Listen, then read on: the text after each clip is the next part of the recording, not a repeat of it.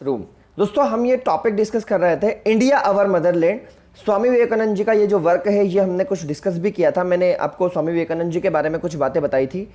उसके अलावा हमने ये डिस्कस किया था, उसके आगे का आज हम डिस्कस करते हैं। चलिए तो शुरू करते हैं। ये यहां तक हमने डिस्कस कर लिया था, है ना। इसके आगे आज मैं नरेट करता हूं, ये आप समझने का प्रयास करिएगा। मैं इसको अलग अलग पार्ट्स में इसीलिए लेकर आ रहा हूं ताकि आप लोग भी इजीली इसको समझ पाए, आपके लिए कंफर्टेबल हो जाए, है ना। छोटे छोटे पार्ट्स में इस लेक्चर को देखना।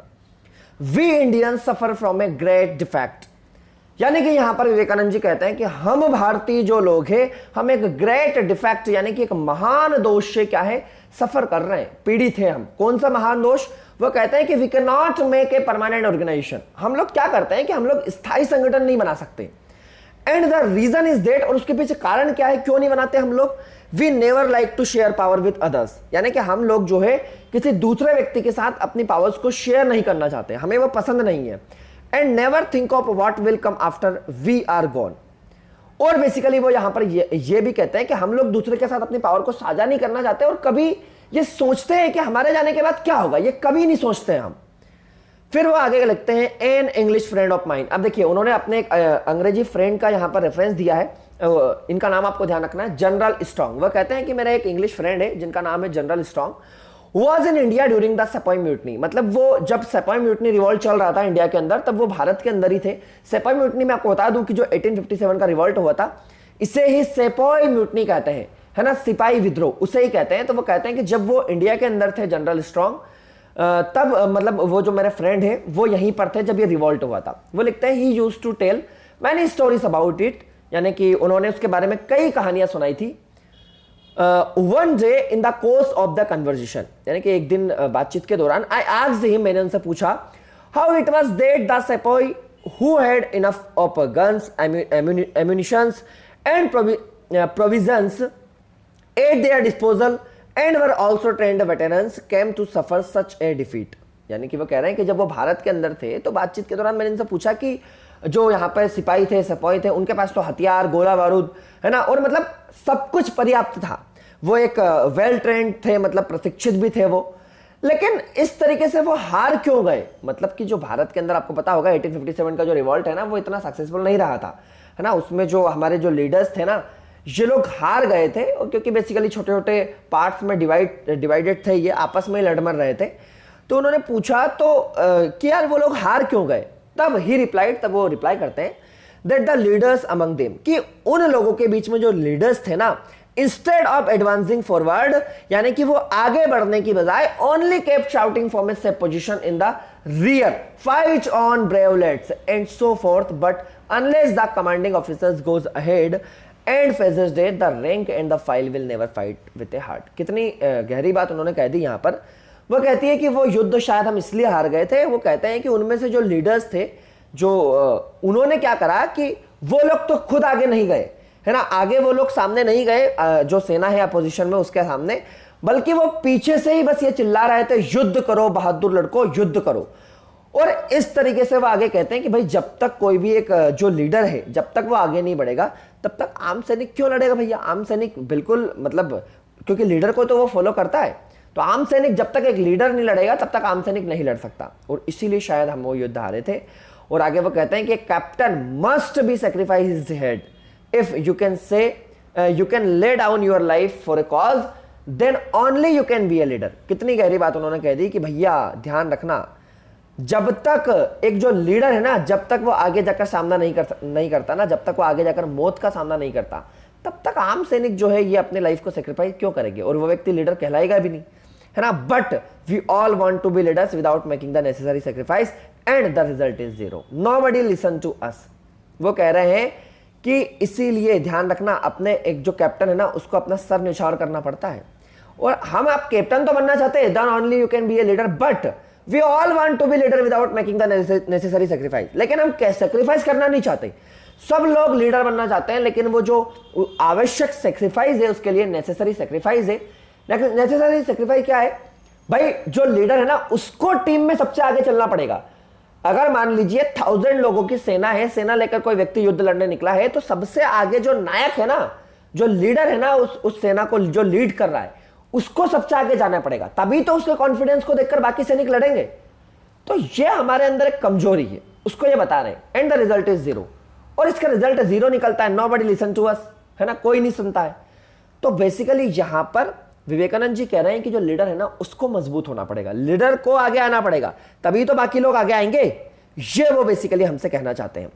आगे वो लिखते हैं learn obedience first among the western nation. वो कहते हैं कि सबसे पहले तो आदेश मतलब पालन करना सीखना चाहिए among the western Nations with such A high spirit of independence.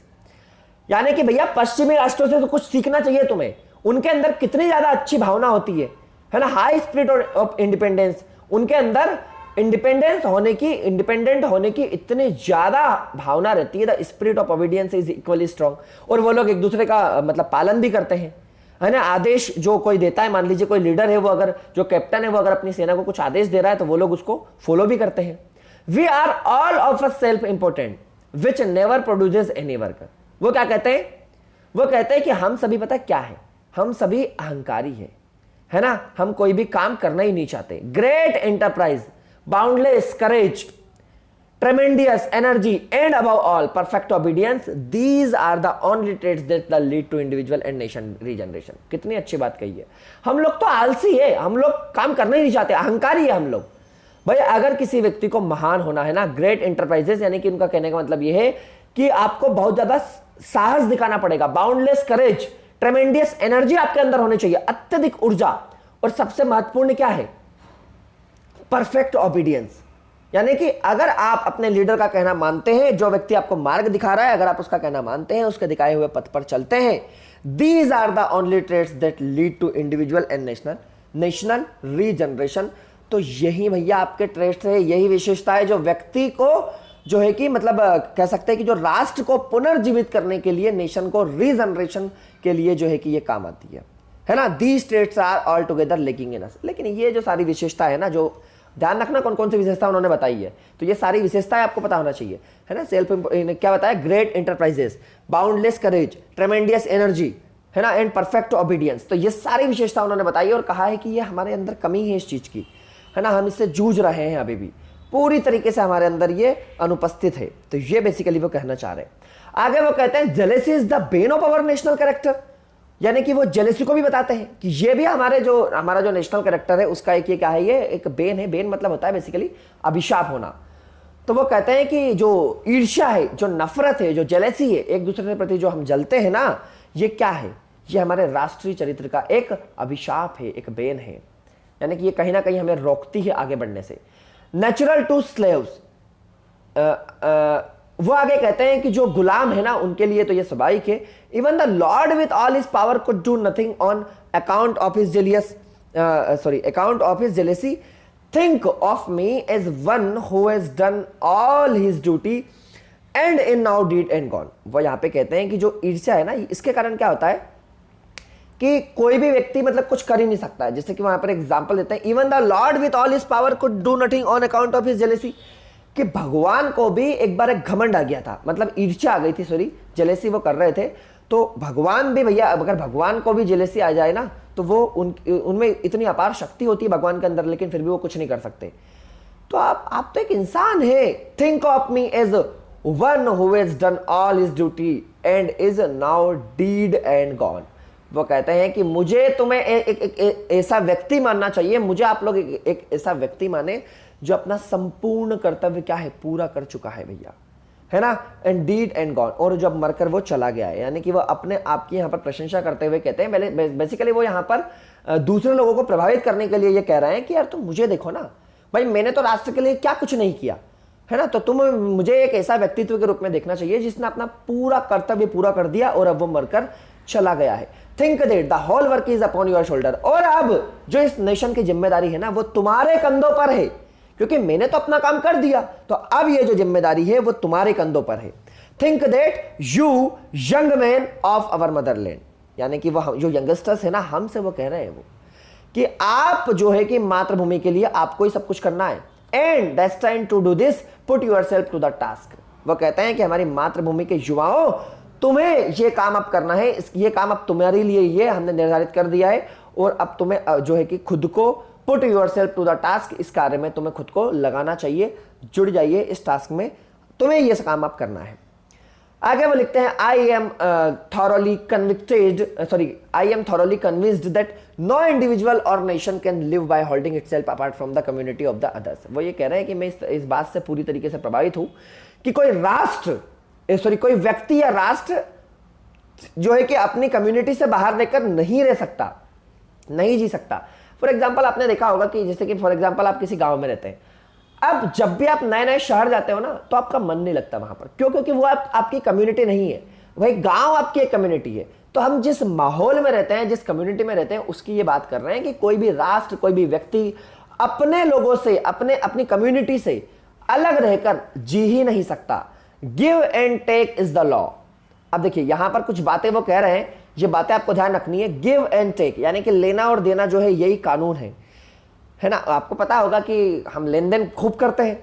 And if India wants to raise herself once more, it is absolutely necessary that she brings out her treasure and throws them broadcast among the nations of the earth. बहुत ही बढ़िया, कितनी प्यारी इन्होंने बात कही है, और इसी बात को फॉलो कर रहे हैं हमारे आज के राष्ट्र के जो लीडर है वो कह रहे हैं भैया कि लेना देना है ना, ये कानून है, लेने देने से ही सारा काम चलता है, ठीक है ना। तो वो ये बात कर रहे हैं कि ये पूरी तरीके से बहुत जरूरी है कि अगर हमारे पास कुछ वेल्थ है, यानी कि इंडिया के पास कुछ धन है, कुछ वेल्थ है, तो वो बाकी राष्ट्रों में भी क्या करे, उसको जरूरत के टाइम पर मतलब उनको प्रोवाइड करे। और हमने तो किया भी, इसलिए पूरी तरीके से फॉलो किया। कोविड के टाइम पे हमने क्या किया भाई, हमारे पास वैक्सीन थी तो हमने पूरे वर्ल्ड को दी है, और फ्री ऑफ कॉस्ट दी है इवन, पता है आपको।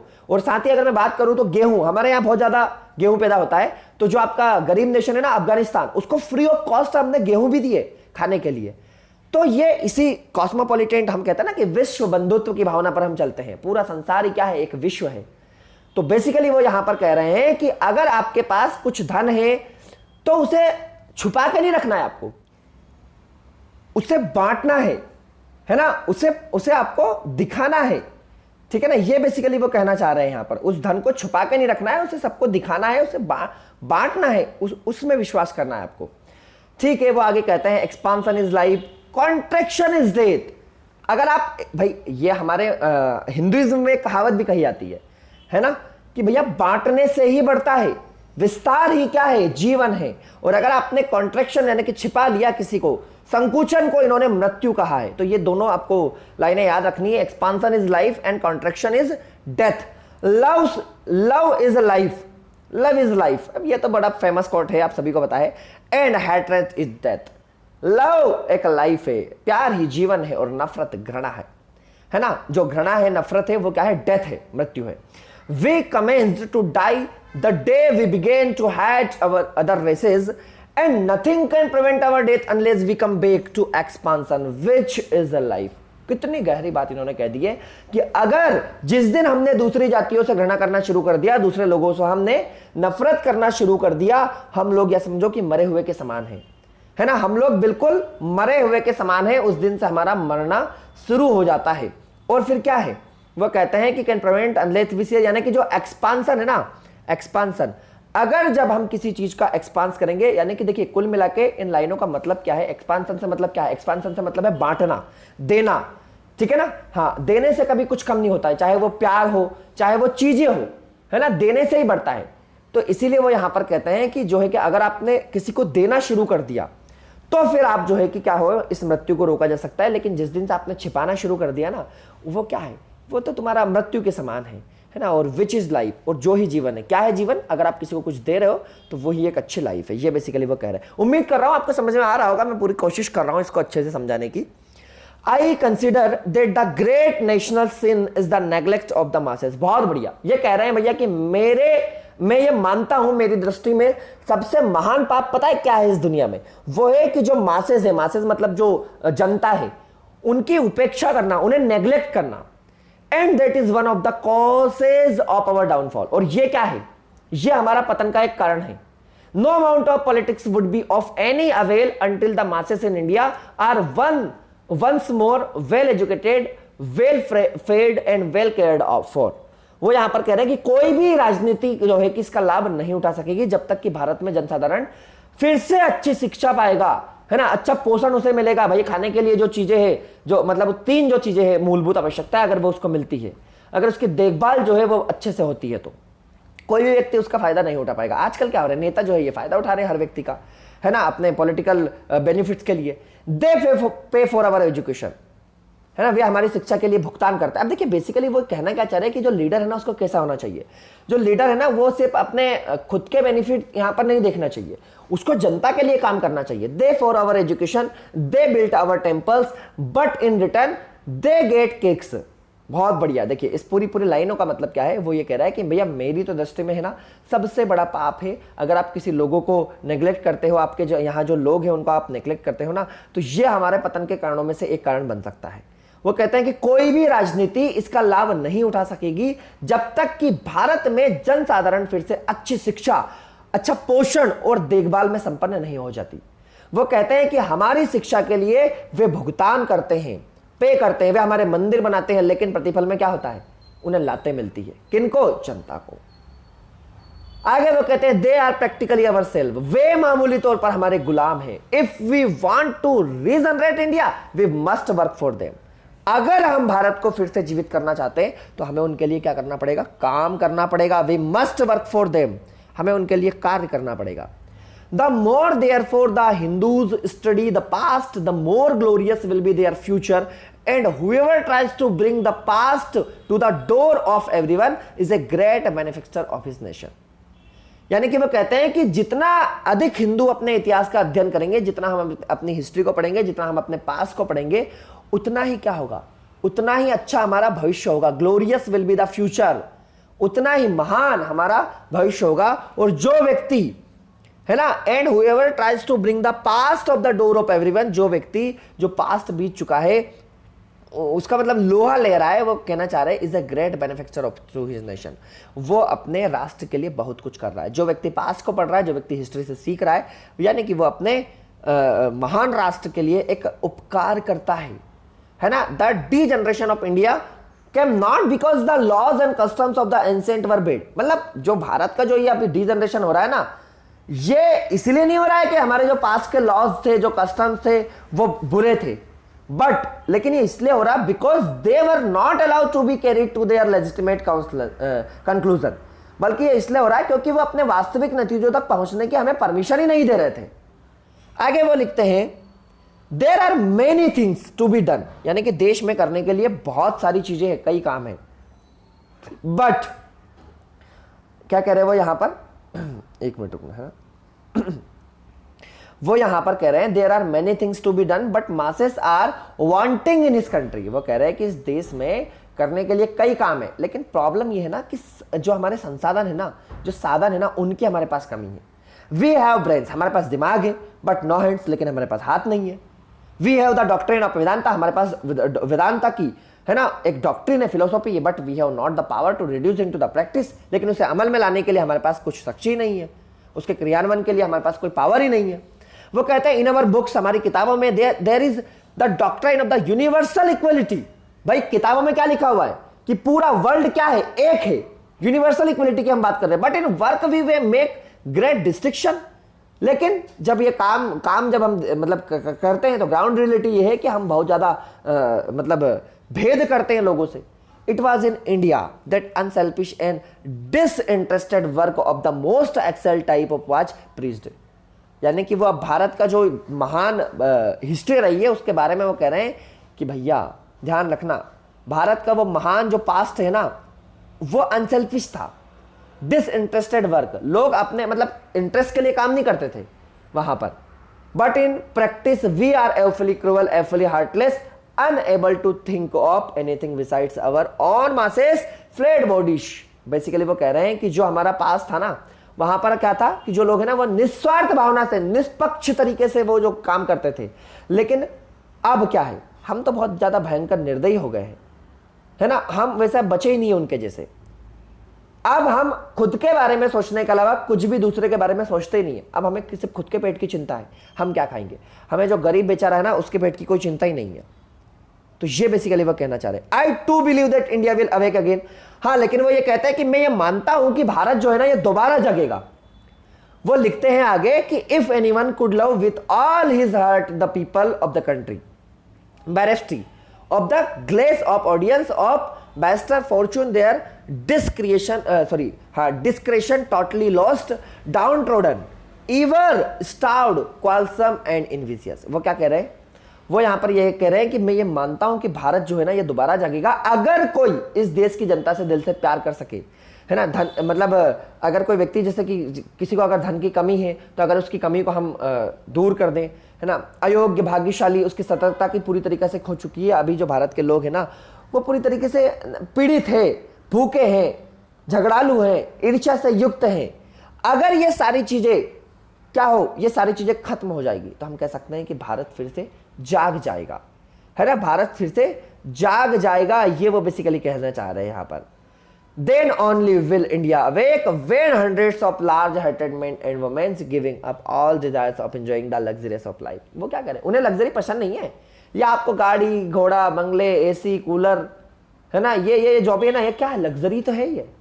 तो वो कह रहे हैं कि अगर आप लोग ये लग्जरी जो लाइफ है ये त्याग दे, will long and exert themselves to their utmost of the well-being of the millions of their countrymen who are gradually sinking lower and lower in the vortex of the destitution and ignorance। भाई भारत के अंदर आप मुझे ये बताइए कि अधिकतर जो जनता है ना गरीब और गरीब है, मतलब गरीब इतना गरीब है कि उसके पास खाने के लिए भोजन तक नहीं है, रहने के लिए मकान तक नहीं है। और कुछ लोग इतने अमीर हैं कि वो लोग खाना फेंकते हैं, वेस्ट करते हैं। उनके 8-8 10-10 मकान है, बंगलो बने हुए हैं, और रहने के लिए सिर्फ 4 लोग हैं लेकिन 10 बंगलो बने हुए। तो वो लोग कह रहे हैं कि जब आप ये जो आपकी जो लग्जरी लाइफ है अगर आप इसको त्याग दोगे, अगर आप अपना पूरा जो जीवन है ना ये देशवासियों के कल्याण के लिए समर्पित कर दोगे ना, तो क्या है, धीरे धीरे ये जो हमारा संसार है ना, ये जो धीरे धीरे हमारा ये जो देश है ना ये आगे बढ़ेगा, है ना। और आगे वो लिखते हैं countryman who are gradually sinking lower and lower in the vortex of the destitution and ignorance. यानी कि वही है कि हम जो है कि धीरे धीरे दरिद्रता की ओर जा रहे हैं, धीरे धीरे अज्ञान के गर्त में हम नीचे जा रहे हैं। तो हमें क्या करना चाहिए, जो पुअर मासेस है, यहाँ पर एक शब्द यूज हुआ है डाउन ट्रोडन। ये एक पोएम में भी मैंने आपको बताया था। डाउन ट्रोडन मतलब क्या, जो दबे कुचले लोग हैं जिनके पास बेसिक नीड्स को फुलफिल करने के लिए रिसोर्सेज ही नहीं है। अगर आप उनकी देखभाल अगर आप करते हैं तो फिर आप क्या है, सच्चे देशभक्त आप तभी तो कहलाओगे, है ना। तो ये बेसिकली विवेकानंद जी हमसे ये कहना चाह रहे हैं। आगे वो लिखते हैं the one thing that is it the root of all evils in India is the condition of the poor. देखिए इंडिया के अंदर जो सबसे बड़ी बुराई जो है वो क्या है, वो है गरीबों की स्थिति, है ना। The poor in the west are devils. अब देखिए उन्होंने क्या कहा, जो वेस्ट के जो पुअर है यानी कि जो पश्चिम के जो गरीब है उन्हें उन्होंने शैतान कह दिया, डेविल्स कह दिया। Compared to them our arts are angels. उनकी तुलना में हमारे जो गरीब लोग हैं वो दिव्य है ना। बेसिकली इन्होंने वेस्टर्न नेशन की बात करी है यहाँ पर। And it is therefore so much the easier to raise our poor. और इसीलिए है ना हमारे जो गरीब लोग हैं उनको उठाना क्या है, बहुत आसान है ना, उन्हें हम उठा सकते हैं। The only service to be done for our lowest classes is to give them education. उनको उठाने का एक बहुत अच्छा तरीका पता है उन्होंने यहाँ पर क्या बताया, एजुकेशन। आप एजुकेट कर दो उन्हें, to develop their lost individuality. तो क्या है, उनकी जो खोई हुई जो मतलब उन्हें अगर आप शिक्षा कर दोगे तो उनका जो इंडिविजुअल एग्जिस्टेंस जो खो चुका है ना वो डेवलप हो जाएगा। और ये बिल्कुल रियलिटी है। जब आप ध्यान रखिए, जब आप किसी जो लोअर क्लास के जो पीपल है, क्योंकि भारत के अंदर क्या आप देखिए एजुकेशन, आप सभी को पता है कि एजुकेशन एक फंडामेंटल राइट है, मूलभूत आवश्यकता है। बिना एजुकेशन के कोई एग्जिस्टेंस ही नहीं, मतलब कोई एग्जिस्ट ही नहीं, हमारा कोई एग्जिस्टेंस ही नहीं है, हमारा कोई अस्तित्व ही नहीं है, हम कहीं पर एग्जिस्ट ही नहीं करते हैं। तो अगर आप सभी लोगों तक एजुकेशन पहुंचा दोगे, सभी लोग शिक्षित हो जाएंगे, तो वो अपनी एक इंडिविजुअल पहचान बना पाएंगे। तो इसीलिए वो यहां पर कह रहे हैं कि आप लोगों को उनके लिए काम करना चाहिए। कौन लोग, आप मतलब हम यंगस्टर्स, क्योंकि हमसे ही तो कहा है उन्होंने ये बात। ठीक है, आगे हम बढ़ते हैं। वो आगे लिखते हैं for the last 3 quarters of a century India has been bubbling over with reform societies and reformist. वो क्या कह रहे हैं कि पिछले 3-4 दशक से भारत में जो है कि समाज सुधारक बहुत सारे लोग आए हैं और हमने कुछ सुधार भी किए हैं, है ना। बट अलाज, अब देखिए यहां पर वो दुख प्रकट कर रहे हैं, है ना, हाई प्रकट कर रहे हैं, है ना। अलाज मतलब होता है high. Every one of them has proved A failure. यानी कि हमने कोशिश करी है लेकिन हम सब क्या है, नाकाम साबित हुए हैं। दे did not know the secret. अब उन्हें सीक्रेट ही नहीं पता है, उन्हें रहस्य नहीं पता था, है ना। जो लोग चेंजेस लाना चाह रहे थे वो लोग फेलियर हो गए, मतलब वो लोग जो है वो नाकाम हो गए। क्यों हो गए? क्योंकि उन्हें सीख नहीं थी, है ना, वो जो है उन्हें रहस्य नहीं पता था, ये वो कहना चाह रहे हैं। They had not learn the great lesson to be learn. एक minute, they did not know the secret, they had not learn the great lesson to be learn. उन्हें जो सीखना चाहिए था ना वो उन्होंने नहीं सीखा। In their haste they led all the evils in our society at the door of the region, and like the man in the story wanting to kill the mosquito that sat on a friend's forehead, they were trying to deal such heavy blows as would have killed man and mosquito together। बहुत बढ़िया, इन्होंने यहाँ पर मच्छर से comparison कर दी भैया। वो कह रहे हैं कि हमने, ऐसा नहीं है कि भारत ने कुछ चेंजेस लाने की कोशिश नहीं करी, हमने बहुत सारे समाज सुधारक जो है कि और मतलब लोग वहाँ पर देखे हैं, हमने भारत को उनसे उबलते हुए देखा है, लेकिन उनमें से हर कोई जो है कि नाकाम साबित हुआ है। और कारण ये है कि उन्हें रहस्य नहीं पता था, है ना। उन्हें जो बड़ी सीख सीखनी थी वो उन्होंने नहीं सीखी। उनकी जल्दबाजी में क्या करा उन्होंने कि हमारे समाज की जितनी भी बुराइयां है ना वो सब धर्म पर उन्होंने डिपेंड कर दी, धर्म के दरवाजे पर उन्होंने ठहरा दिया, है ना। मतलब वो कहते हैं, कहानी का रेफरेंस रहते हैं वो कि एक व्यक्ति की तरह, जैसे कि एक दोस्त के माथे पर बैठे मच्छर को मारने के लिए आप क्या करते हो, दोस्त को आप मारते हो ऐसे, है ना, भारी मार उसे देने की कोशिश कर रहे हो। आप क्या कर रहे हो आप यहाँ पर कि अगर आपको किसी से पर्सनल दुश्मनी निकालनी है ना तो आप क्या करोगे कि उसके सर पर अगर मच्छर बैठा हुआ है तो आप इतनी तेज मारोगे कि मच्छर भी मर जाएगा और दोस्त भी बेचारा क्या करेगा, उसको भी भयंकर लग जाएगी। तो हम लोग ऐसा काम कर रहे हैं यहाँ पर। अब देखिए कितना अच्छा रेफरेंस उन्होंने दिया है यहाँ पर, वो मतलब रेफरेंस देते हैं कि हम लोग वैसा कर रहे हैं यहाँ पर, है ना। तो अगर वैसा करोगे तो कुछ नहीं हो सकता। But in this case fortunately they only dazed themselves against the immovable rock and were crushed out of existence in the shock of the recoil. Glory unto those noble and unselfish souls who have struggled and failed in their misdirected temples.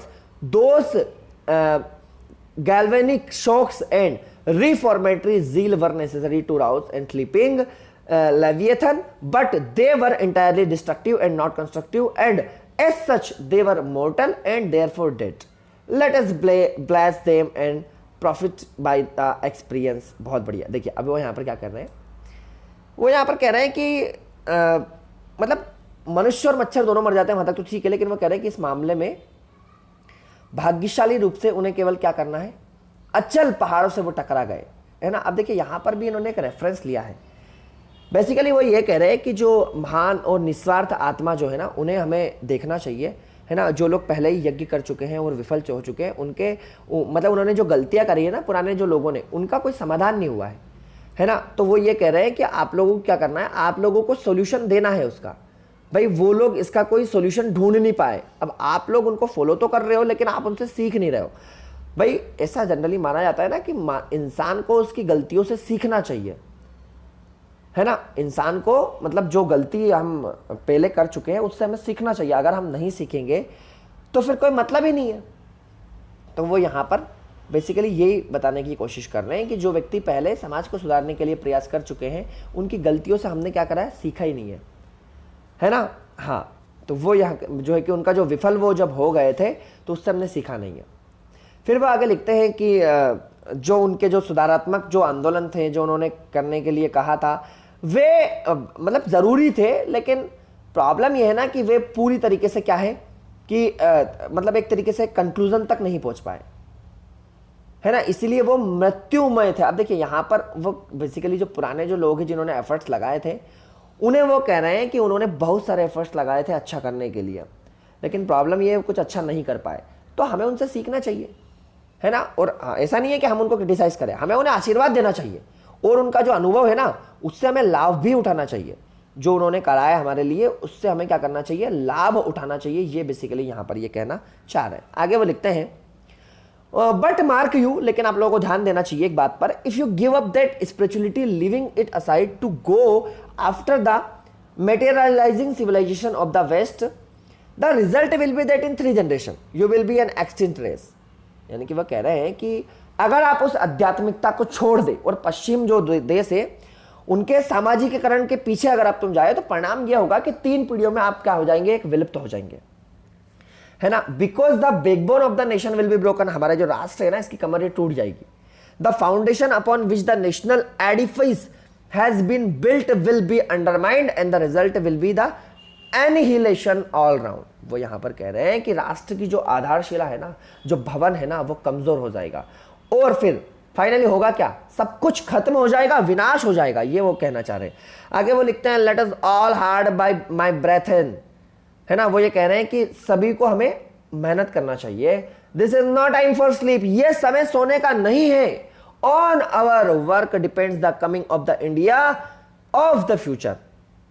She is there ready waiting. She is only sleeping. Arise and awake and see her seated here on her eternal throne, rejuvenated, more glorious than she ever was. This motherland of ours. वो कह रहे हैं कि आओ भाइयों, सब लोग हम मेहनत करें, ये सोने का समय नहीं है। ये हमारे काम पर भविष्य का भारत जो है ना, वो निर्भर है, वो तैयार है, इंतजार कर रहा है वो, है ना। और हम तो क्या कर रहे हैं, अभी सिर्फ सो रहे हैं। तो उठो, जागो और यहां बैठा देखो, यानी कि काम करो कुल मिला के, ये वो कहना चाह रहा है। रिजर्वेटेड मोर ग्लोरियस, अगर हम काम करेंगे ना तो हमारा आगे वाला जो भारत है ना, वो मतलब एक महान भारत बनेगा, ठीक है ना। हमारी मातृभूमि जो है वो अधिक महिमामयी जो है कि वो होगी, वो पुनर्जीवित हो जाएगी। तो ये बेसिकली वो कहना चाह रहे हैं।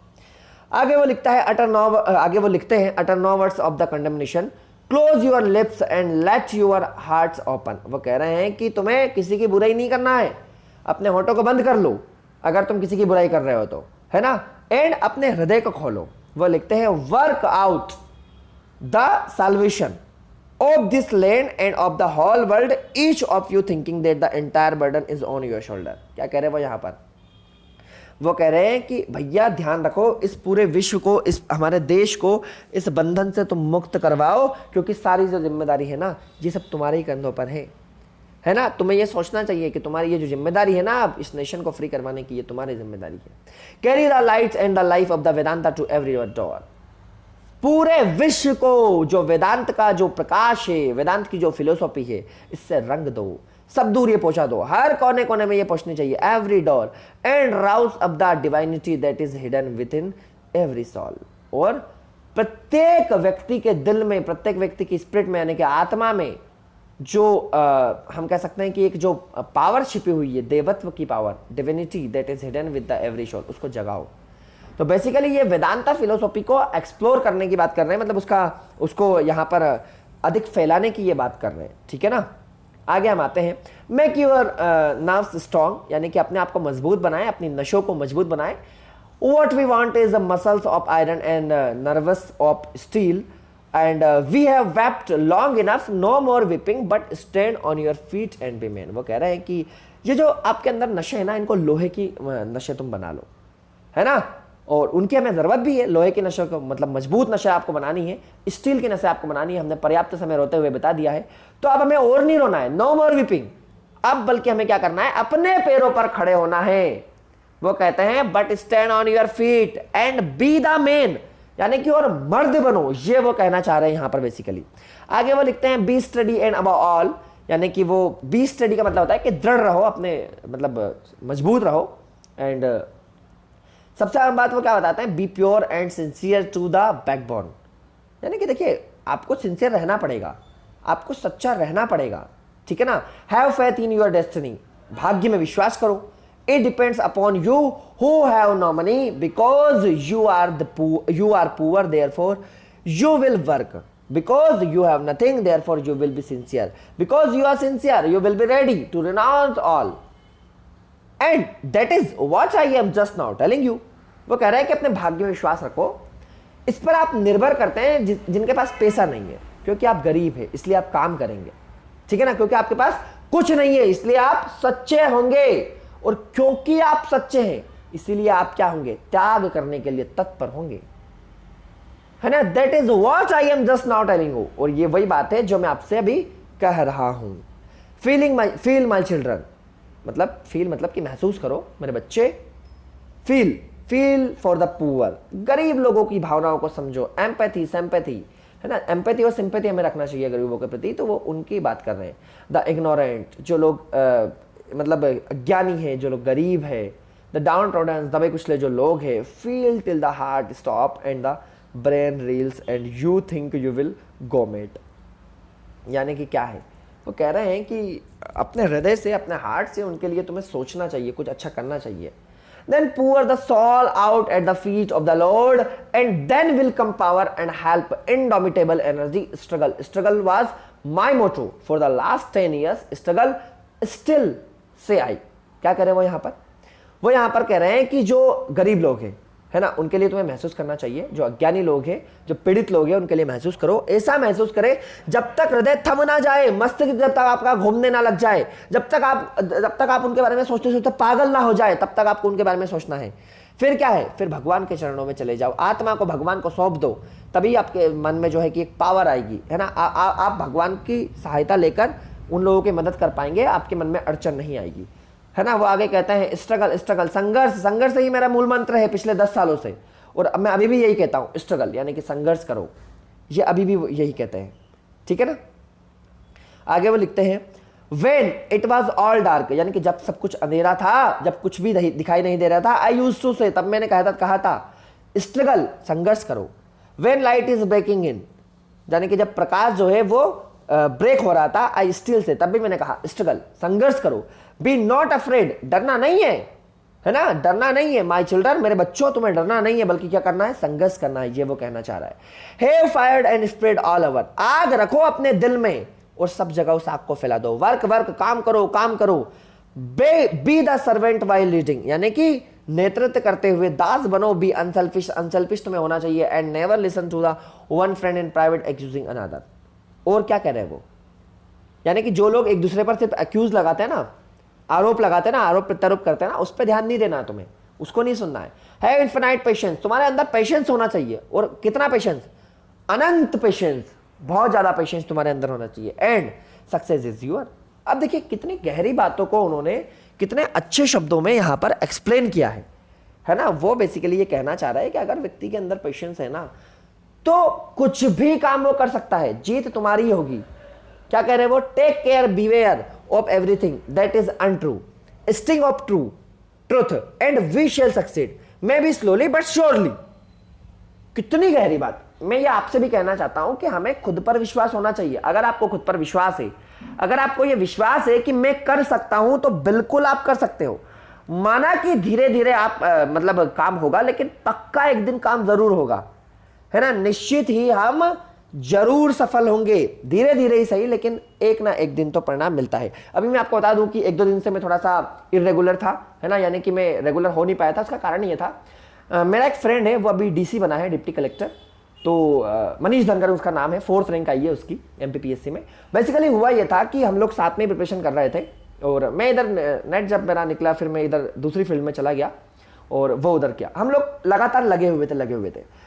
हुआ ये बेसिकली कि एग्जाम जो है ना वो हो नहीं रही थी। 2019, 2020, उसके बाद में कोविड आ गया, बहुत सारी प्रॉब्लम्स आई, बहुत बार डिमोरलाइज, मतलब व्यक्ति जो है ना वो खुद को मतलब ऐसा, मतलब हमें डिमोरलाइज हो जाते हैं हम।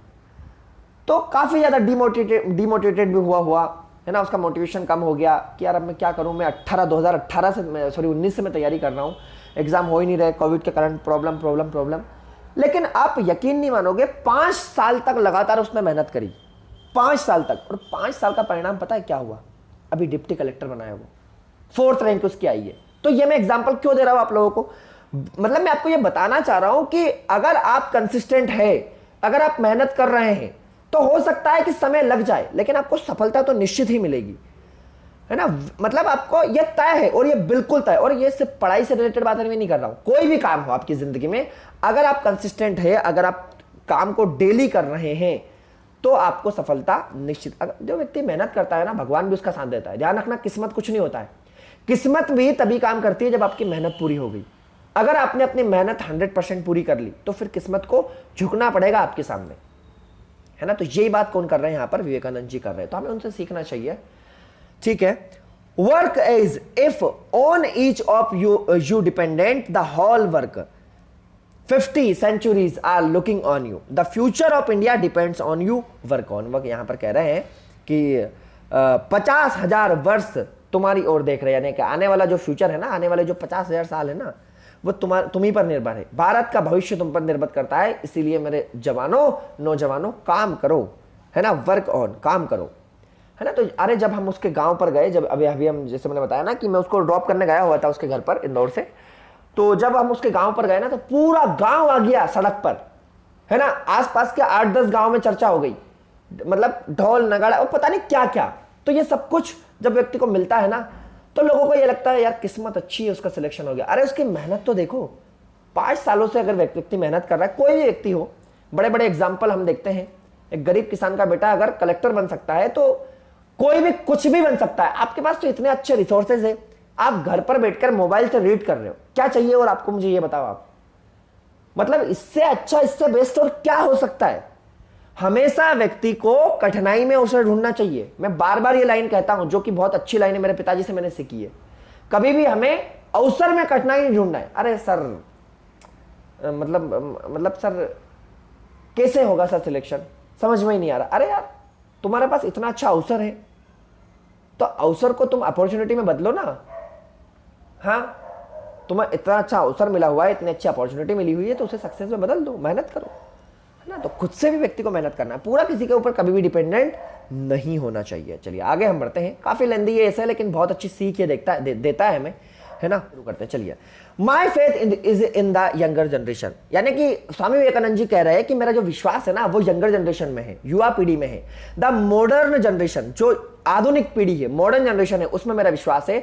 Out of them will be come my workers, यानी कि मुझे ये पक्का भरोसा है कि उनमें से ही मेरे कार्यकर्ता निकलेंगे, जो आने वाली जो पीढ़ी है ना। इसीलिए तो यूथ आइकॉन कहा जाता है स्वामी विवेकानंद जी को। 12 जनवरी, है ना, यूथ डे क्यों सेलिब्रेट किया जाता है? क्योंकि यूथ आइकॉन रहे हैं वो, है ना। इसीलिए वो कहते हैं कि जो आने वाली भविष्य का जो पीढ़ी है, जो मॉडर्न जनरेशन है, उसी में से मेरे कार्यकर्ता वो लोग निकलने वाले हैं, वो लोग निकलेंगे। They will work out of the whole problem like lions, वो शेर की तरह हर समस्या का समाधान करेंगे, ठीक है ना। वो कहते हैं I have formulated the idea and give my life to it, they will spread from the centre to centre until we have covered the whole of India. वो क्या कह रहे हैं, जो वेदांता फिलोसॉफी उन्होंने दी है, जो अद्वैत वेदांता की वो बात कर रहे हैं, वो ये कह रहे हैं कि मैंने ये विचार प्रस्तुत कर दिया, है ना, इससे अपने जीवन में समर्पित किया है मैंने, और मुझे ये विश्वास है कि वो लोग दूर दूर तक, सेंटर टू सेंटर, हर जगह वो लोग इस विचार को फैलाएंगे, है ना। और जब तक हम इस पूरे भारत को कवर नहीं कर लेते, तब तक हम रुकेंगे भी नहीं, ठीक है ना। तो वो बेसिकली ये कहना चाह रहे हैं यहां पर। What we want are some young men who will renounce everything that and sacrifice their lives for their country's sake. We should first form their lives and then some real work can be expected. यानी कि वो कहते हैं कि हमें से कुछ हमें कुछ ऐसे युवा लोगों की आवश्यकता है ना, यंग मैन, कुछ युवा पुरुष की आवश्यकता है, जो सब कुछ त्याग देंगे अपने देश के लिए, अपने देश के लिए, जो अपनी जान की बलि तक दे सकते हैं। हमें कुछ ऐसे लोग की तलाश है। We should first form their lives and them some real work can be expected, यानी कि हमें पहले उनके जीवन का निर्माण करना चाहिए और फिर कुछ वास्तविक काम की हमें उम्मीद करनी चाहिए। वास्तविक काम की उम्मीद हम तभी कर सकते हैं, मतलब अगर आपने कुछ ऐसे लोगों को बना दिया, उनके अंदर ऐसा जोश भर दिया, है ना, कि देश ही सब कुछ है, मातृभूमि ही सब कुछ है, तो हम अगर ऐसा कर दें, हमने अगर उनके जीवन का इस तरीके से निर्माण कर दिया, तो वो आगे नहीं रुकेंगे और जो वास्तविक काम हम करना चाहते हैं उसकी हम उम्मीद कर सकते हैं, ठीक है ना। तो ये बेसिकली वो कहना चाह रहे हैं। Even the least work done for the other awakens the power within. Even thinking the least good of other gradually instills into the heart the strength of a lion. I love you all ever so much, but I wish you all to die working for others. वो कह रहे हैं कि दूसरों के लिए किया जाने वाला सबसे छोटा काम भी अंदर की शक्ति को जगा देता है। ध्यान रखना, अगर आपके मन में, अगर आपके हृदय में दूसरों के लिए अच्छी भावना है, भले ही वह छोटी हो, लेकिन अगर आप दूसरों के बारे में अच्छा सोचते हो, तो आपके मन को प्रसन्नता मिलती है, आपका हृदय भर जाता है। तो वो कह रहे हैं I love you all ever so much, मैं भी तुमसे बहुत प्यार करता हूं, but I wish you all to die working for others. लेकिन मैं तुमसे प्यार करता हूं, इसका मतलब ये नहीं है कि तुम दूसरों की चिंता ना करो, लेकिन मैं ये चाहता हूं कि तुम सब लोग दूसरों के लिए काम करें, है ना। अपने लिए जिया तो क्या जिया, दूसरों के लिए जीना चाहिए व्यक्ति को। तो वो कह रहे हैं कि दूसरों के लिए तुम्हें जीना चाहिए, और मैं तुम सभी लोगों को मरते हुए देखना चाहता हूं कि तुम लोग दूसरों के लिए, मतलब मरते हुए ऐसा देखना चाहता हूं कि तुम लोग दूसरों के लिए मरे, है ना। ये वो यहां पर कह रहे हैं I should rather be glad to see you do that, get up, put your shoulders to the wheels. वो ये कह रहे हैं कि मैं तुम सबको वहीं देखने से खुश हो जाऊंगा, उठो और अपने जो कंधे हैं उनको मजबूत करो, यानी कि अपने कंधों को मजबूत करो। How long is this life for, as you have come into this world, leave some mark behind, otherwise where is the difference between you and trees and stones. बहुत ही बढ़िया, बहुत ही उम्दा लाइन इन्होंने कही है। वो ये कह रहे हैं कि अगर मान लीजिए ये जो जीवन है इतना लंबा है, अगर तुमने ऐसा कुछ नहीं किया इस दुनिया में कि जिससे तुम्हारी नाम हो, तुम्हारा छाप हो, तो क्या मतलब इस जीवन का। ये लंबा जीवन कोई काम का नहीं है ना। ये लंबा जीवन जो है ये कोई काम का नहीं है, ठीक है ना। ये बेसिकली वो कहना चाह रहे हैं, अगर तुम कुछ छाप नहीं छोड़ते हो, है ना। तो ये बेसिकली यहाँ पर कहना चाह रहे हैं। यस, वो एक डायलॉग भी है ना, आपने पढ़ा होगा, पढ़ा नहीं होगा मतलब देखा होगा, बाबू मोशाय जिंदगी बड़ी होनी चाहिए लंबी नहीं। राजेश खन्ना का ये डायलॉग है ना। यस, इनकी जो मूवी है उनका ये डायलॉग है कि बाबू मोशाय जिंदगी क्या होनी चाहिए, जिंदगी लंबी नहीं होनी चाहिए, ठीक है ना। तो उस तरीके से यहाँ पर ये कहना चाह रहे हैं आपसे, ठीक। चलिए, वो कह रहे हैं कि अगर तुम इस दुनिया में आए हो तो तुम्हें कुछ निशान छोड़कर जाना चाहिए, कुछ छाप तुम्हें छोड़कर जाना चाहिए, अदरवाइज तुम में, इन ट्रीज में और इन स्टोन्स में अंतर क्या रहेगा, पेड़ पौधों और पत्थरों के बीच में अंतर क्या होगा, तुम में और इन सब में। और ये बात बिल्कुल सही है, अगर आप आए हो ना तो आपके अंदर एक जुनून होना चाहिए कुछ कर गुजरने का। आप अभी टीचर बन रहे हो ना, तो आपके मन में सिर्फ ये भावना नहीं होनी चाहिए कि यार हम टीचर बन रहे हैं क्योंकि हमारी सैलरी आएगी, बढ़िया घर बच्चे बीवी बच्चे सब पाल लेंगे हम, है ना, बढ़िया सब कुछ चलेगा। नहीं, आप अगर टीचर बन रहे हो ना तो आपके अंदर एक ऐसी जिद होनी चाहिए कि मुझे कुछ समाज में परिवर्तन लाना है, मुझे कुछ चेंजेस लाने हैं। ये आपके अंदर जिद होनी चाहिए। अगर आपके अंदर ये जिद है तो आपको काम करने में मजा भी आएगा, आगे आपको युगों युगों तक आने वाली पीढ़ी याद भी रखेगी। लेकिन आप सिर्फ इसलिए काम कर रहे हो कि बस 2 पैसे आ जाए, काम चल जाए, खत्म काम, तो देखो कोई मतलब नहीं है उस काम का। Anyway, we now mostly need the ideal of a hero with the tremendous spirit of Rajesh thrilling through his veins from heart to foot। आज हमें अधिकतर एक ऐसे महान हीरो की, महान नायक की, आदर्श की आवश्यकता है जिसके रक्त में, जिसके खून में क्या हो, भयंकर ऊर्जा हो, ठीक है ना जी। उसके मन में भयंकर ऊर्जा हो, उसके हेड टू फुट, ऊपर से लेकर नीचे तक उसके रक्त में, उसकी नसों में हम कह सकते हैं कि एक खून बह रहा हो, है ना, एक ब्लड बह रहा हो, एक ऊर्जा बह रही हो। The hero who will dare to die to know the truth, जो कि सत्य के लिए मरने के लिए तैयार हो जाए, सत्य को लिए साहस, सत्य को जानने के लिए साहस वो दिखाए। The hero whose armour is renunciation, जिसका कवच जो है ना वो त्याग हो। Whose sword is wisdom, जिसकी तलवार ज्ञान हो। We want to know the spirit, the brave warrior in the battlefield for life। अब क्या है, अब हमें उस तरह के साहसिक सैनिक की आत्मा की आवश्यकता है। And not the wooing lover who looks upon life as a pleasure garden, जो जीवन के युद्ध मैदान में है और जो जीवन को एक आनंद उद्यान के रूप में नहीं देखता हो। तो यहां पर जो भी कंपैरिजन इन्होंने किया है ना, ये आपको ध्यान रखना है, ठीक है ना। उस हीरो का जो कंपैरिजन इन्होंने किया है कि उसके आर्म्स कैसी होनी चाहिए, है ना, उसके आर्मर्स इज रेनुंसिएशन, यानी कि जिसका कवच, उसका त्याग होना चाहिए, है ना। उसने त्याग कर दिया, मोह माया से भंग, मोह माया से दूर, ठीक है ना, इस जीवन के झंझट में जो ना उलझा हो। तो वैसी वो बात करना है, ठीक है। हैव फेथ इन योरसेल्फ, अपने आप में आपको विश्वास रखना चाहिए, अपने आप में विश्वास रखो। You people were once the Vedic rishis, वो कह रहे हैं कि ध्यान दो, तुम लोग ही एक समय में क्या थे, वैदिक ऋषि थे, है ना। हमारे ही तो जो पूर्वज है वो क्या थे, ऋषि मुनि, वैदिक ऋषि थे। तो वो कह रहे हैं हमसे कि तुम ध्यान रखो, है ना, भूलना नहीं चाहिए तुम्हें। ओनली, केवल, you have come in different forms, that's all. बहुत ही गहरी बात, वो कह रहे हैं कि तुम में से ही कोई किसी जमाने में वैदिक ऋषि मुनि, है ना, बहुत बड़े बड़े ऋषि संत होंगे, बस अंतर ये है कि अब तुमने अपना फॉर्म चेंज कर लिया है, अब तुम दूसरे अलग अलग फॉर्म में आए हो, बस इतना ही ये अंतर है। I see it is clear as daylight that you have unfinite power in you, यानी कि मुझे दिन की तरह स्पष्टता ये दिखता है कि तुम में अनंत शक्ति है। जिस प्रकार दिन में कोई भी चीज जो है वो क्लियर नजर आती है हमें, है ना, उसी प्रकार तुम्हारे अंदर भी जो असीम शक्ति है ना वो मुझे क्लियर नजर आ रही है, ठीक है ना। वो बेसिकली यहां पर ये कहना चाह रहे हैं। आगे वो क्या कहते हैं, वो आगे कहते हैं राउज दैट अप, यानी कि उठो उठो जागो, arise arise, apply yourself heart and soul, give up your lions, what will you do with wealth and fame that are so transitory? Do you know what I think? I don't care of mukti and all that. My mission is to arouse within you all such ideas. I am ready to undergo 100,000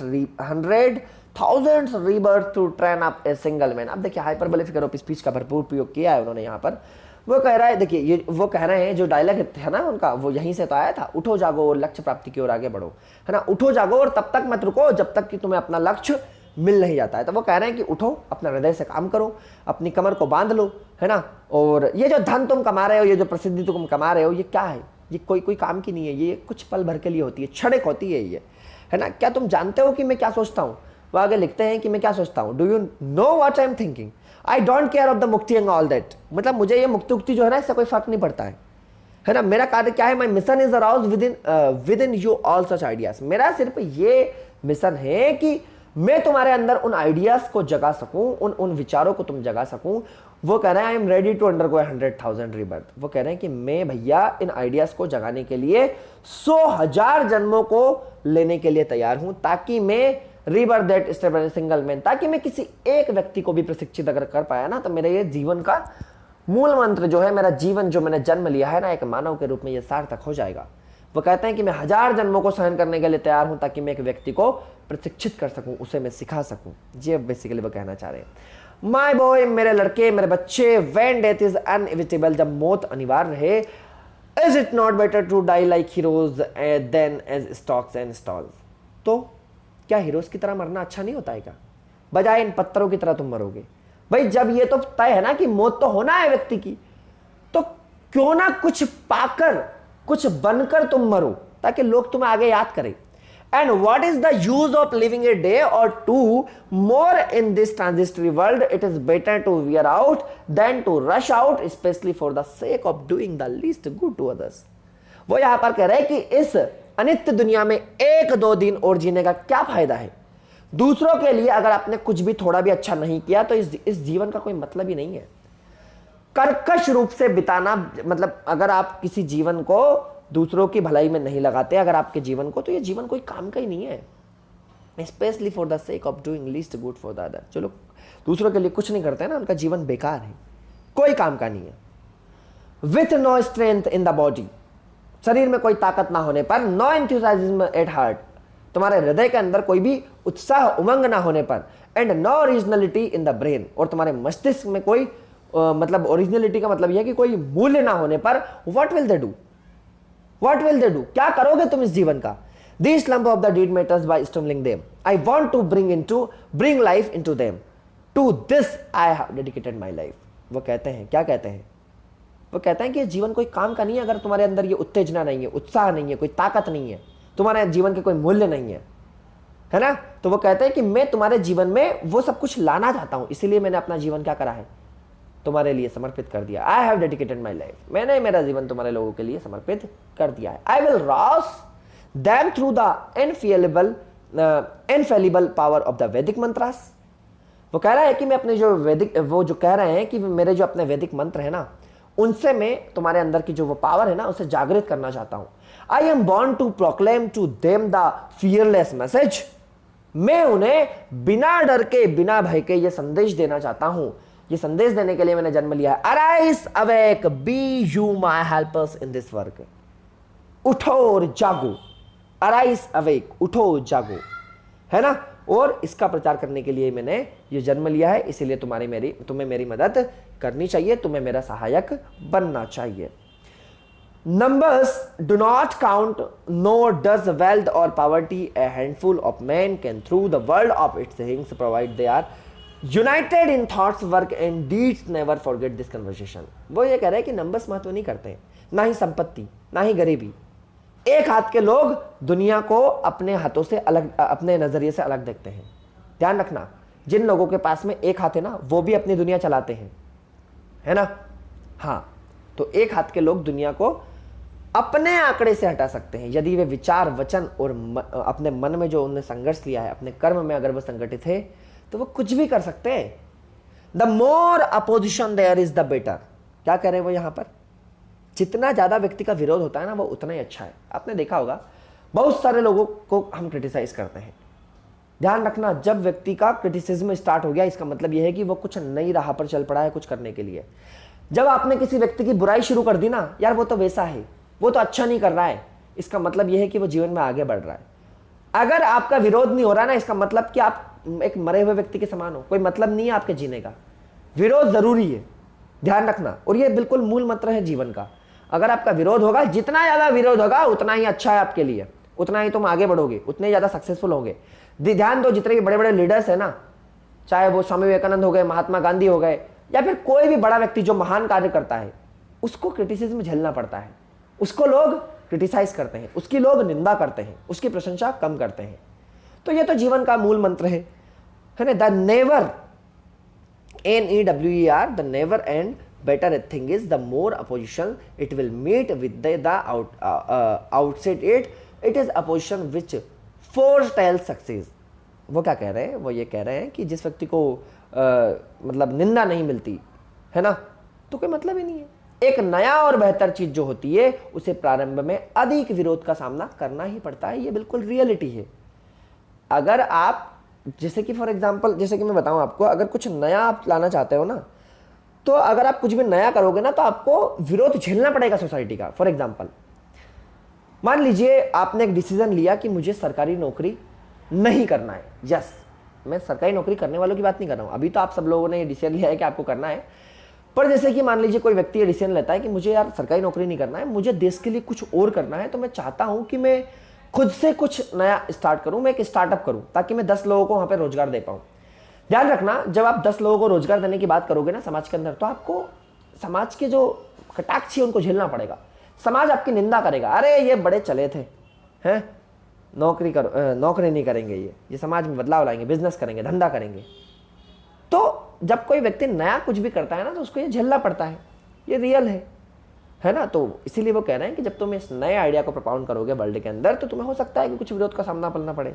लेकिन क्या है, बहुत अच्छी line, ये आपके जीवन में आपको उतारना है। इस लाइन को कोट बना लीजिए, it is opposition which foretell success. विरोध ही सफलता की पूर्व सूचक होता है।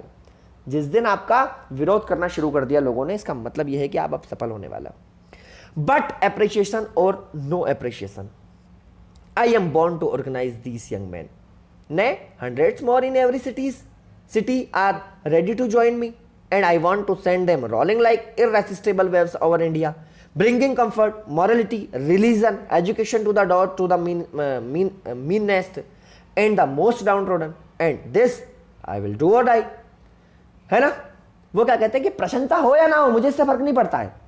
मैंने ये जो जन्म लिया है ना, ये मानव को, युवाओं को ऑर्गेनाइज करने के लिए लिया है, उनको एक जगह पर इकट्ठा करने के लिए। हर शहर में सैकड़े लोग तैयार हैं मेरे से जुड़ने के लिए, है ना। और मैं उन्हें भारत पर मतलब अच्छा करने के लिए भेजना चाहता हूं मैं उन्हें। इरेसिस्टिबल वेव्स का मतलब यह है कि अविच्छिन्न लहरों की तरह बढ़ने के लिए मैं उन लोगों को भेजना चाहता हूं, जिनसे क्या होगा, जिनसे ये होगा बेसिकली कि जो निम्नतम और सबसे दलित जो व्यक्ति है ना, उसके द्वार तक क्या जाएगा, सुख जाएगा, नैतिकता जाएगी, मोरालिटी, धर्म जाएगा, शिक्षा जाएगी। और वो कहते हैं कि मैं इसे करूंगा, and this I will do और डाई, या तो मैं इसे करूंगा या फिर मैं मरूंगा। आगे वो लिखते हैं, if you are really my children, अगर तुम सचमुच में मेरे बच्चे हैं, यू विल फियर नथिंग, तो तुम्हें किसी भी चीज से डर नहीं होना चाहिए। स्टॉप एट नथिंग, किसी भी चीज से अगर डर है तो उसे रोक दो आप। और वो कह रहे हैं कि किसी भी हद तक तुम्हें रुकना भी नहीं चाहिए। Stop at nothing, you will be like lions, तुम शेर की तरह हो। We must rouse India and the whole world, आप शेर की तरह हो, आपको शेर की तरह होना चाहिए। अगर आप नहीं हो तो हमें पूरे भारत को, पूरे विश्व को जगाना है, जागृत करना है। माय चाइल्ड, मेरे बच्चे, must be ready to jump into fire, आग में कूदने के लिए तैयार हो जाओ। ये जो धधकती आग तुम्हारे सीने में लगी हुई है ना, चेंज करने की, if needed to accomplish their work. क्या कह रहे हैं वो यहाँ पर, मेरे बच्चे तैयार तुम्हें होना चाहिए अपने काम को पूरा करने के लिए, है ना। और अगर जरूरत पड़ी तो तुम्हें आग में कूद जाना है। अब आग में मतलब धधकती आग में जलने के लिए नहीं, इस देश को कुछ करने के लिए, कुछ देने के लिए, जो तुम्हारे सीने में जो आग है ना, उसको एग्जीक्यूट करने के लिए। ठीक है, आगे वो लिखते हैं, ओ इंडिया। अब देखिए यहां से क्या पता चल रहा है, यहां से ये पता चल रहा है कि ये जो पोएट्री है ना, ये सीधे फर्स्ट पर्सन में लिखी गई है ना। भारत को सीधे वो मतलब कह रहे हैं, ओ इंडिया, अरे ओ Bharat, forget not that the ideals of my womanhood is Sita, Savitri, Damayanti. Forget not that the God, thou worship is the great aesthetic of the aesthetics in the all renouncing sanskar, the lord of Uma. Forget not that the marriage, the wealth, the life are not for the sense pleasure, are not for the individual personal happiness. कितनी गहरी बात वो कहते हैं। वो कहते हैं कि भूल मत जाना उन लोगों को। क्या तुम्हारी जो नारीत्व का, जो मानवता का मतलब जो आदर्श है ना तुम्हारी, वो कौन है? सीता माता, सावित्री, दमयंती। भूल ना जाना उनको। तुम भूल ना जाना कि तुम्हारे जो भगवान है वो महातपस्वी शंकर है, उमा के स्वामी है। भूल ना जाना। तुम्हारी विवाह को, मैरिज को, तुम्हारी संपत्ति को, तुम्हारे जीवन का जो इंद्री है ना, ये सुख, मतलब ये सुख के लिए नहीं है। बेसिकली वो ये कहना चाह रहे हैं कि तुम उन महान संतों को याद करो। भगवान शंकर विष पी गए थे, विष पी लिया इस दुनिया को बचाने के लिए। तो वो ये कह रहे हैं कि ये जो तुम शादी कर रहे हो, ये तुम संपत्ति बसा रहे हो ना, ये सब तुम्हारा इंद्रिय सुख भोगने के लिए नहीं है। तुम इस धरती पर कुछ चेंज लाने के लिए जन्मे हो। ध्यान रखना इस बात को। ये वो कहना चाह रहे हैं तुमसे, है ना। Forget not thou art born as the sacrifice to the mother's altar. Forget not that the lower classes, the ignorant, the poor, the illiterate, the cobbler, the sweeper, the fleshman, flesh and blood thy brothers. उन लोगों को भूलना नहीं है तुम्हें। तुमने एक बलिदानी के रूप में इस धरती पर जन्म लिया है। ध्यान रखना ये बात। जो ये गरीब लोग हैं ना, जो निम्न वर्ग से आते हैं, जिनके पास ज्ञान नहीं है, जो इलिटरेट लोग हैं, जो कॉबलर मतलब होता है मोची, जो अशिक्षित लोग हैं, सफाई कर्मचारी, स्वीपर, क्या है ये? वो तेरे ही मांस है। दे फ्लेश द ब्लड। तेरे ही भाई है वो, तुझी में से वो निकले हैं। और बिल्कुल रियलिटी है भाई, वो भी तो हमारे भाई है। जिस तरीके से हमारा शरीर एक अधेड़ मांस का टुकड़ा है ना, उसी तरीके से क्या है, वो भी एक मांस के टुकड़े की तरह तुम्हारे समान ही है वो भी। तो तुम्हें क्या करना चाहिए? गो ऑल ऑफ यू, क्या कहते हैं वो? Go all of you wherever there is an outbreak of the plague of famine, or wherever the people are distressed, and mitigate their sufferings. At the most you may die in attempt. What of that? How many like you are being born and dying like worms every day? क्या कह रहे हैं वो वहां पर कि तुम लोगों को वहां पर जाना चाहिए जहां पर लोग पीड़ित थे, जहां पर अकाल प्लेग फैला हुआ है ना। तो वहां पर जाओ और उनकी पीड़ा के लिए काम करो, है ना। और अधिकतर आप प्रयास में मर सकते हैं, कोई दिक्कत नहीं है, इसका कुछ नहीं है, लेकिन आपको मेहनत तो करना है, उन लोगों को बचाना है। What differences does that makes to the world? अच्छा सॉरी, देखिए बेसिकली वो यहाँ पर ये कहना चाह रहे हैं कि जो लोग किसी बीमारी से मर जाते हैं, उनके मरने में और तुम लोग किसी दूसरों को कुछ अच्छा करने के लिए मर रहे हो, तुम दोनों के मरने में क्या अंतर है? सैकड़े लोग इस दुनिया में जन्म लेते हैं, कीड़े मकोड़ों की तरह मरते हैं वो लोग। What differences does that make the world at large? तो क्या अंतर है उनमें और तुम में? डाई यू मस्ट, भाई मरना तो निश्चित है, but have a great ideal to die for, and it is better to die with a great ideal in life. लेकिन मरने के लिए एक महान आदर्श होना बेहतर है। स्वामी विवेकानंद जी चाहे वो मर चुके हैं, लेकिन उनके आदर्श हमारे जीवन में आज भी हम फॉलो करते हैं। तो ऐसा मरना भी भला मरना है? वो जीना भी क्या जीना था तो दूसरों के लिए हम काम ना आए, औरों के लिए जब हम काम ना आए तो वो जीना कोई जीना ही थे क्या? वो मरने के समान है वो तो ये बेसिकली वहां पर वो कहना चाह रहे हैं। You must not depend of any foreign help. तुम लोगों को किसी भी विदेशी सहायता पर निर्भर नहीं होना चाहिए। Nations like individuals must help themselves, this is the real patriotism. राष्ट्र व्यक्ति की तरह अपनी मदद तुम्हें स्वयं करना चाहिए। If a nation can not do that, अगर कोई मतलब वो कह रहा है कि तुम्हें अपना काम स्वयं करना चाहिए, किसी की मदद नहीं लेना चाहिए, यही असली देशभक्ति है। और अगर कोई देश ऐसा नहीं कर सकता है, its time have not yet come, it must wait. तो ये उसे समझना चाहिए कि उसका समय अभी नहीं आया है और उसे वेट करना चाहिए, उसको कुछ प्रतीक्षा करनी पड़ेगी। ये बेसिकली वो कहना चाह रहे हैं, यानी कि वो कह रहा है कि तुम्हें किसी दूसरे देश पर डिपेंड नहीं होना चाहिए। आगे वो कहते हैं work into death I am with you, मृत्यु तक काम करो मैं तुम्हारे साथ हूं। And when I am gone, और जब मैं चला जाऊंगा यानी कि जब मेरी मृत्यु हो जाएगी, my spirit will work with you, मेरी आत्मा तुम्हारे साथ काम करेगी और कर भी रही है। भारत जो है ये उन्हीं के सिद्धांतों पर तो काम कर रहा है। कितनों की हमने मदद करी है। This life comes and goes, wealth, fame, enjoyment are only for a few days. It is better for better to die on the field of duty, preaching the truth, than to die like a worldly worm advance. कितनी गहरी बात। ये जीवन जो है ना, ये आता जाता रहता है, धन प्रसिद्धि सुख, ठीक है, ये सब आते हैं, ये सब समय समय की बातें हैं। जो व्यक्ति रणभूमि में मरता है ना, रणबांकुरा जो होता है ना, उसका मरना अलग ही मरना है। जब देश के लिए सैनिक शहीद होता है ना, और चाहे एक बड़ा बिजनेसमैन जिसके पास करोड़ों रुपए वो मरता है, इज्जत लोग किसकी? उस शहीद की करते हैं, उस सैनिक की करते हैं, उस रणबांकुरे की करती है, जो उस रणबांकुरे की करते हैं जो देश के लिए शहीद हुआ है। तो वो कह रहे हैं कि अगर मरना ही है तो ऐसे मरो कि कीड़े मकोड़े की तरह मरने में क्या मतलब है? कोई मतलब ही नहीं है ना। सत्य का प्रचार करते हुए आगे बढ़ो, ठीक है ना। हाँ, हालांकि वो यहाँ पर ये कह रहे हैं कि जो कर्तव्य क्षेत्र में मरना जो है वो सत्य के प्रचार करते हुए मरने से बेहतर है ना, दुनियादारी की तरह मरने से वो बेहतर है, इसलिए तुम्हें आगे बढ़ना चाहिए। आगे वो कह रहे हैं, अच्छा यहाँ पर खत्म हो गया क्या ये? अच्छा ओके, तो भैया यहाँ पर ये खत्म हो गई है आपकी पोयम, ठीक है ना। उम्मीद कर रहा हूँ कि ये पोयम आप, सॉरी यार मैं पोयम क्यों कह रहा हूँ बार बार, रियली सॉरी, ये ऐसे आपको समझ में आया होगा। उम्मीद कर रहा हूँ कि ये ऐसे से बहुत कुछ सीखा भी आपने होगा, बहुत कुछ आपको सीखने के लिए मिला होगा। स्वामी विवेकानंद जी जो हमारे सभी के लिए आदर्श व्यक्तित्व है, उनसे बहुत कुछ हमें सीखने के लिए मिलता है। चलिए तो मिलते हैं अब एक नए लेक्चर में, एक नई क्लास में। तब तक के लिए ख्याल रखिए अपना। जय हिंद, जय भारत, वंदे मातरम।